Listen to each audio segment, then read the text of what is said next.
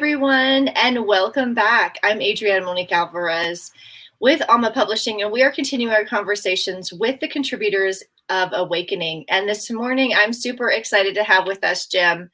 How are you doing? I'm good. Glad to be here. Absolutely. And would you tell us where you're joining from this morning? I'm in Asheville, North Carolina. It's Beautiful. beautiful and sunny. I like it. It's we got the sun shining through already as well. I have heard so much about Asheville. It's like one of those things like Derek and I always talk about it. We always watch all the like travel shows on it. So it's like, oh, one day we have to go there. It's this Lots of magical place. waterfalls, mountains. It's beautiful. That's what caught us. Yeah. Exactly. So Jem, what did you write about in your chapter?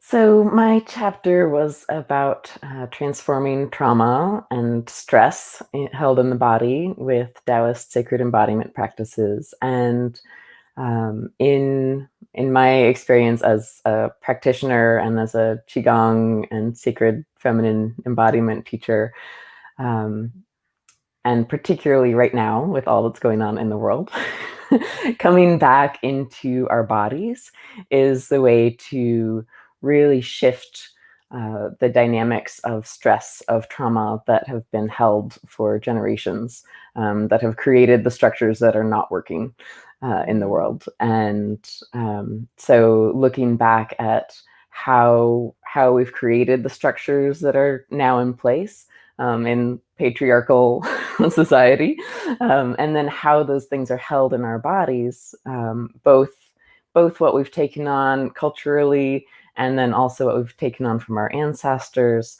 and then what we ourselves have experienced, which is usually what people are most aware of. And I came into this work more from a place of processing past sexual abuse. And so shifting the body from being in that stressed, trauma triggered state into one of really deep wisdom and being in our own power. And something that I really like in the Taoist practices is that it helps to bring us back into our own power within ourselves. So rather than just me as an acupuncturist, sticking needles in people and doing a whole 5-hour ghost clearing session, which is powerful and can clear a lot of blocks to being in our own power. When I'm doing that work, I'm also helping people come back into their own bodies, into their own relationship with themselves and with their different organs, with their womb, with that source energy connection that typically has been cut off, not entirely, but it's harder to access if there's trauma or if there's a lot of stress. And so in my chapter, I was just talking more about how we can do that in little simple steps to come back into our embodiment, and how Chinese medicine looks at the balance or lack thereof of yin and yang in our lives, and how particularly in our culture, yang has been prioritized and valued, and the yin has been undervalued and sometimes even demonized. And so when we come back into a healthy relationship between yin and yang, we can embody that, and it creates new life. Like that's where life comes in, is that joining of yin and yang. And then that's also how life can continue to flourish. But as they start to separate, that's where we have symptoms physically of illness or emotionally of distress, and then culturally, structurally, of an imbalance of power, of having power over rather than power with each other and with our own bodies. I love how you said that, because the other day, obviously there's a few conversations happening on social media these days. And it was a women's group, and they were talking, this woman sparked this conversation and said, based on what I'm seeing in the world right now, I don't want anything to do with power. I don't want to have power. I don't want to hold power. I don't want to remember power is such a bad thing because of what's going on in the world right now. And I thought, oh, Yeah. Isn't that isn't that always what happens, right? It's like, there's a bad example of it, therefore I want nothing to do with that. And I mean, you see both right now. You see the strong presence of, I want power over you and over your body and over your decisions, but then you see also the strong, like, oh, it's such a horrible thing, right? Right, and I it don't, gets scary, it and gets and scary. so, and I had a client the other day who was, um, in person. We were doing some womb work, and she acknowledged that, like, oh, it feels scary down there, to really tap into what's possible, and there's and part of that is because there's usually a lack of understanding, and and that's something that I love in the Taoist medicine, is that it's using the five elements and the forces of nature, and things that we're all familiar with, heat and cold and damp, and um, to help us become more aware of the patterns that are in our bodies. And when we can be aware of that, and we have like a map, and we can come into relationship with ourselves, and into relationship with the life force, with chi, with our own power, then it's not so scary. It's scary if we don't know how to do that, if we don't know how to work with it, if we don't know how all of these energies are mixing and manifesting, and um, and then if we start to tune into that awareness in ourselves, and we notice what's going on externally, and we can come into a healthier dialogue and curiosity and relationship with that, then rather than being in reaction against it, then it's not so scary. Then we can come into power with our bodies, and to power with each other, and to power with other women changing the world. And it's a really different dynamic than like being afraid of the power over us, or even fighting against it, really, with that yang energy, and getting defensive. There's a power in just being who we are, being in our presence and our power with love and trust and abundance, that like there's nothing to push against. Then one of my mentors always says the best protection is your own radiance. And that's the power that we're cultivating internally in the womb space, and the connection between the heart and womb, and that's sorely needed in the world right now. So true.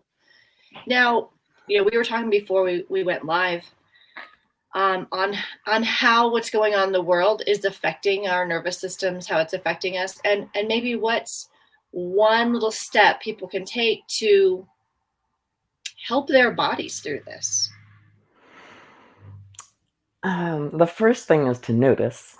I wrote a blog post a couple months ago about various practices, and the first one is the mindful media consumption, is to notice, and to me, that includes noticing how we feel in our bodies when we're taking in certain information, and then noticing, like, if what happens when I'm listening to this kind of news, if it's delivered in this kind of way, what happens in my body, and just starting to notice that, so that we can calibrate and decide, is that something that's useful for my body right now? Do I have the resource to meet that energy in a healthy way, or is that going to throw me totally off balance, so that I can't be present with my kids and I snap at my partner or whatever? And so just starting to notice that in our bodies, how we're responding to what's going on in the world around us. And then also to cultivate practices, and it's going to be different for everybody, that help us soothe and regulate our nervous system, so that we can come back into a healthier balance within ourselves, where if we do get thrown off balance, if there's something that's really triggering, that we can come back to center. And so for me, that tends to be qigong. I like to shake it out. Qigong has a lot of shaking to just move it out. That's part of the clearing trauma and stress. as we're mammals. If you watch any other mammal when they get stressed or triggered, like if a mouse has been caught in a trap, and then they escape, then they'll shake it out, and then they can go on. We don't tend to do that. So that's part of the spontaneous qigong practice, that can be really helpful to just clear that, send it down into the earth, let it compost, let it move through our system rather than tensing and holding it and staying really tight in our bodies. Shaking it out. Sometimes shaking is a little much for people, but then coming into deep breathing into, I usually have people breathe into the womb space, and also into the kidneys, into the lower back, because that's the most nourishing, grounding area of our bodies. And to be really deeply rooted in that yin helps to ground the yang energy that tends to float up. And so and these are practices in my free mini course also, to do kidney breathing and really bring the resource of the water element into the kidneys, letting it expand in the lower back, and letting that fill the lower back, the womb, the belly, with that deep resource, with the peacefulness of water, and with that wisdom that we have internally. And that's the transformation in Taoist medicine, is from fear into wisdom. So if there's a lot of fear, then we tend to disconnect from that place of wisdom, of our own power, of our deep knowing, of that awareness that we have source energy within us. So we have this rooted beingness internally, and we can tune into this embodied wisdom to make decisions. And so coming back into that is, for me, the best place to be able to handle whatever is going on externally, is back in this deep yin wisdom internally. And that's not typically valued in our culture, and so I find it's really helpful for people to have that reminder. You had talked about that, and I want to highlight this, because I know that everyone is going through this to one degree or another. And you said something to me, anytime we're looking to make a decision, like, am I going to put the kids in school, or am I going to keep them home? Am I going to teach them, or are they going to do distance learning? Are we going to do this? Are we going to do that? You said to come back to this. And what I would love for you to do, because, the truth of the matter is I'm guessing for you, this is second nature, right? Now it is. Now it is, right? So Didn't used to be. for that person who is not used to making decisions this way, it's more like, well, let me see what CNN said, and what my mother-in-law says, and what the teacher said, and what the husband says, and then, my cousin on my mom's side says. Can you give them a touchstone? What can they do for a couple of minutes? How can they practice this so then they can begin to tune back into this more than all of this external? Something that my partner and I have done, specifically about considering different school options for my son, is to just feel like, try on, like, forget what everybody's saying, but just look at what the actual options are, and then try them on and feel in our bodies what that's like. And notice, if, like, when we thought about sending him to school, there was so much tension. It was like, that does not feel bright. And that's our question, is what feels brighter? And brighter. I like that. And so feeling in our bodies, if there's a sense, like, even though for a lot of people right now, there's not a good choice, like, it feels like they're all difficult choices. Coming back into our bodies and just noticing what feels brighter, like, where, if I'm imagining doing this thing of sending my child to school or of keeping my child home, what happens in my body? Do I relax? Is there an opening, an expansiveness, or do I like tighten and clench up? What's the nervous system doing? And just feeling what feels brighter. And and sometimes that's surprising. Sometimes and it also takes away the fear aspect and puts it into a more positive aspect of, oh, of all of the choices possible, this feels brighter, and we can move toward that. And that feels more empowering too. That feels like it's less of an external pressure thing and more of a, oh, in my body, this feels right. Of all the possible choices right now. And that's a really different way to orient. And it just took off so much pressure. Like all the other stuff didn't matter anymore. Yeah. I was just clear. This feels brighter. This is what is right for our families, and we can do this in these creative ways.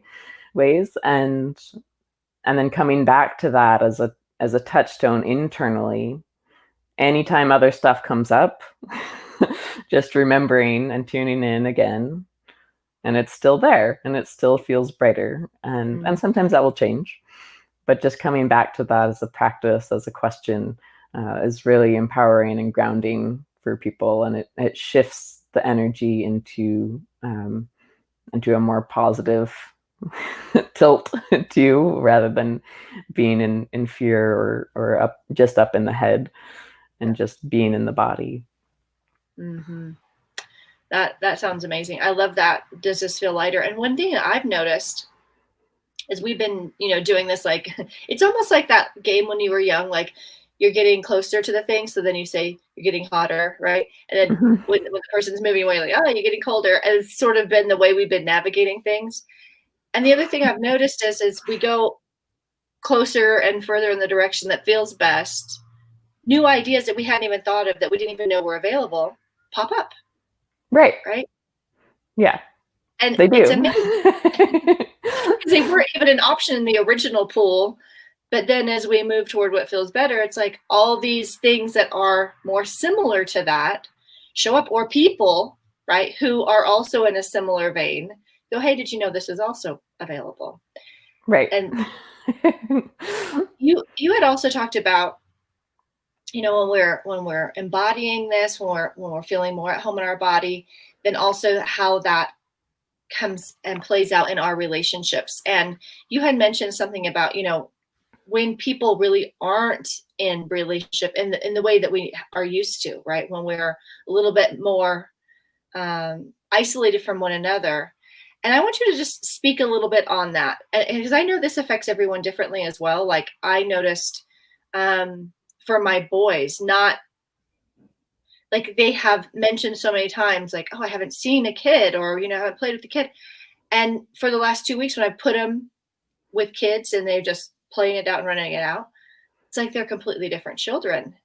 And so I would love for you to talk about how it's all connected. Yeah. So first, I will say that it varies dramatically based on what your elements are in Chinese medicine. And so some elements need more of that physical in-person contact on a regular basis.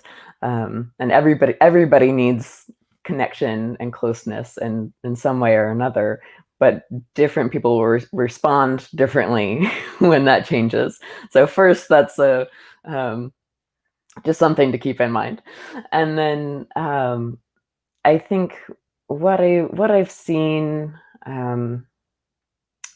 with clients, it's interesting because there's still a range. There's a way in which being isolated can feel really hard and painful. And I had clients whose anxiety spiked through the roof with that, and their symptoms physically did also.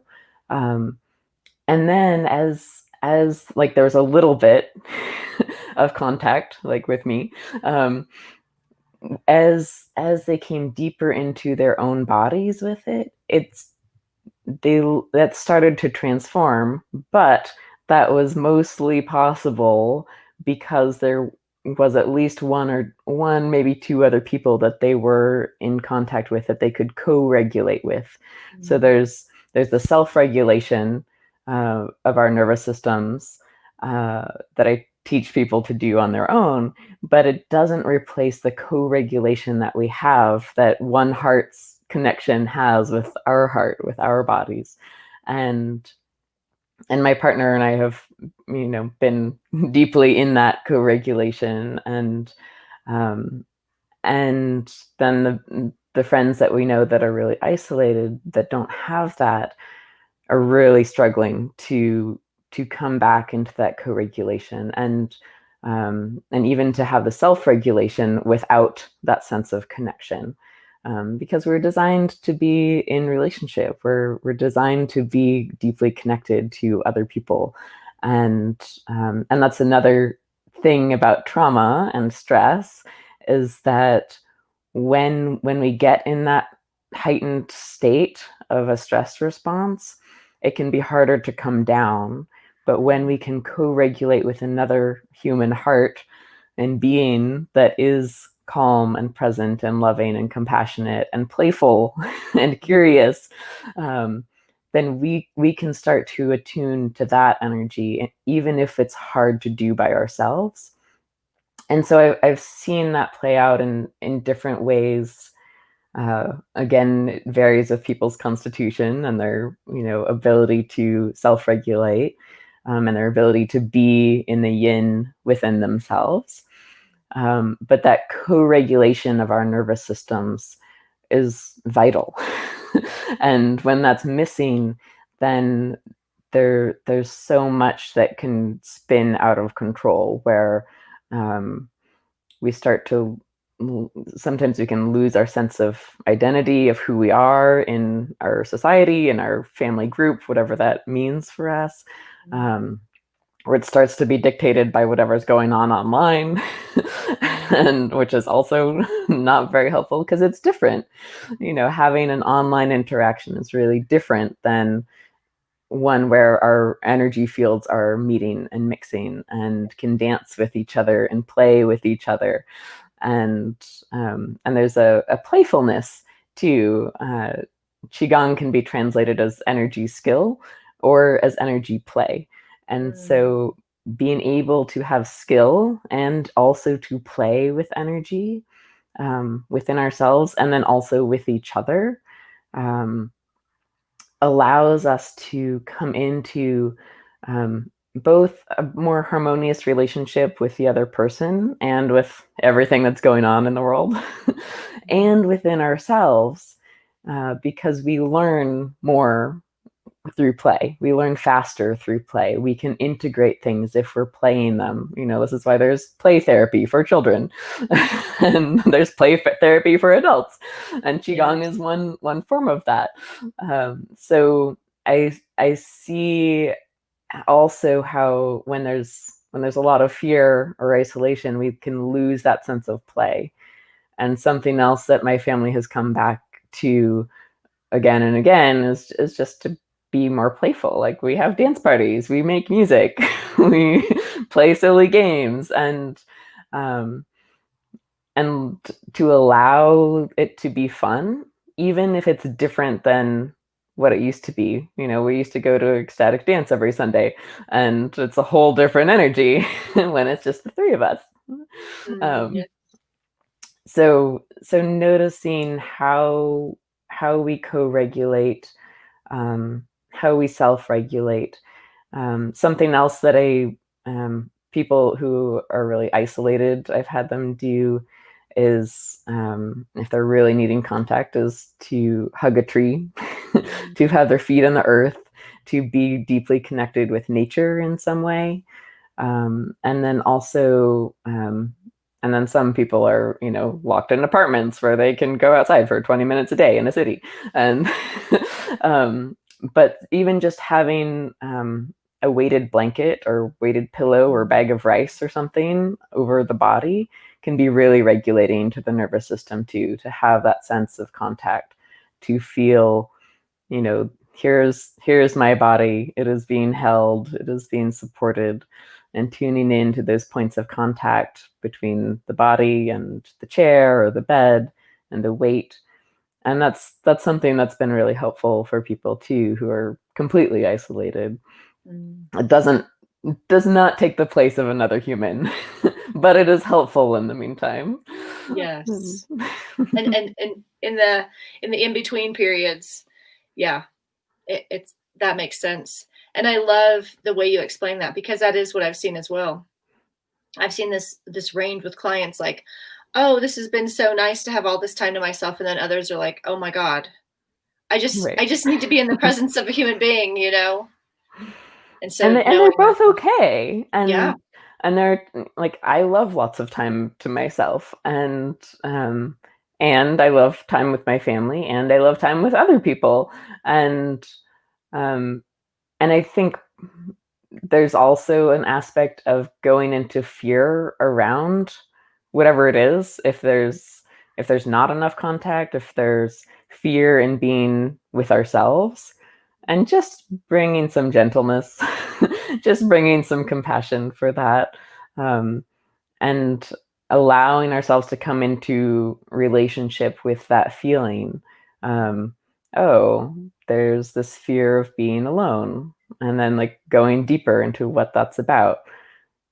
Often it's a reminder of, something in our childhood, um, and it's also a really primal instinct to connect with other yeah, people. And so um, it's okay for that to be scary.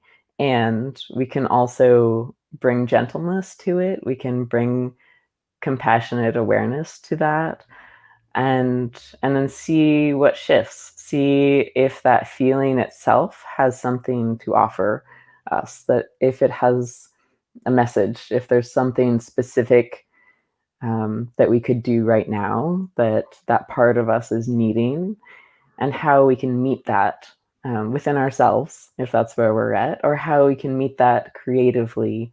And sometimes doing that inner listening to that part of ourselves that's afraid, in particular, coming deeper into asking what its wisdom is, because any discomfort is there to offer us a message.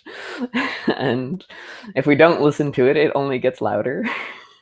And when we can listen and just notice, sometimes it will come up with something really random. Like, oh, call this person at this time, or go open this book. and um, and it doesn't have to make sense, but just allowing ourselves that spaciousness to play internally, to be present with ourselves internally, and to see what emerges from there, and also to let go of the expectation that whatever it is going to solve everything. But just mm, to give ourselves permission to be present and to experiment and to be curious. And shifting into curiosity also shifts us out of fear too. Like, oh, I wonder what that means, and I wonder what happens if we do this. And rather than going into the what if all the negative things happen, going into the what if all the positive things, and that shifts our energy too.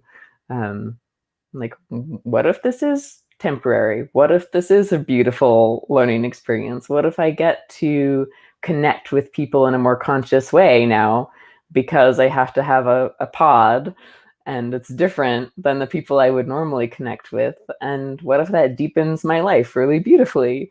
There's a lot of potential there. And so choosing to look at that and feel into what's possible there is really empowering and can be really beautiful, and also shifts us out of the nervous system response of fight or flight, and into presence and curiosity and spaciousness, where there's infinite potential.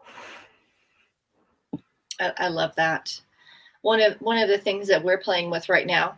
Okay, so I'm over here hacking because we're now in the country. And so we've got country problem. I don't know if it's country problems, but country presence of certain things. And so we tested out a cat, only to find out that 3 out of 4 of us are allergic. Of course, nothing phases my husband. So, yeah, starting last night, like all of our eyes are sealed shut and we're just like throats are closing. So, yeah, this morning I'm like, okay, you're hearing and seeing a little bit of the remnants of the cat, but we're playing with it. We're like, okay, we can't do cat. What else can we do? Let's get some dogs. Let's get some goats. Let's outdoor cat? Can it just be an outdoor cat? That's what I think. I think it has to be an outdoor cat. Yes, we'll try that one on.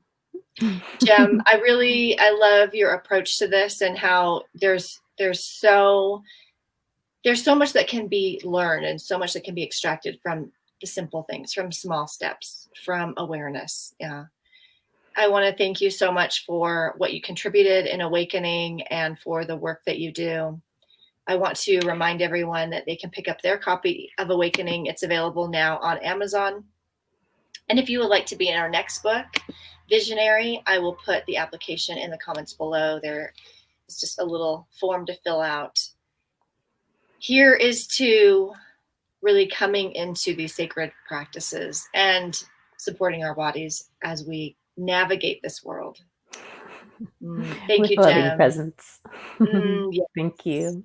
Absolutely. Until next time, big hugs from Colorado. I'll talk to you soon. Bye.